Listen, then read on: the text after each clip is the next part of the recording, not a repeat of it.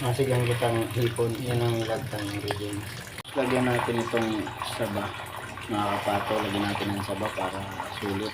Okay, mga kapato, ngayon yung gano. Sigang na hipon. Mga kapato, luto-luto tayo. Kain na ulit tayo, walay. Hindi pa rin natutong subay.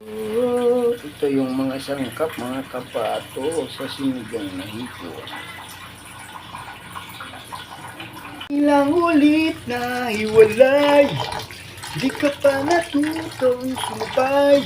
Ang damdamin ko, maging sa ganito katamlay. Tunay to bay, bilanggo. Sinabay ko na yung saging na saba sa karadis. Mabilis lang kasi itong maluto. Papakuluan na natin. Mga kapato, kadami yung tubig, ganyan lang. O, diba? Tayo natin kumulo, takpan na natin. Yan mga kapato, nilagay ko na yung okra at saka talong. Mga kapato. Wow! Nilagay ko na yung sili green. Ayan, nilagay ko na yung sinigang. Yung talbos ng kamuti.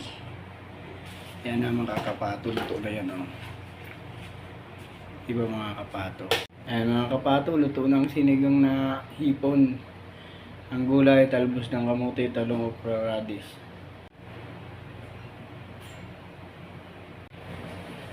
Anak ka mo, makarakarta mga kapato, luto na.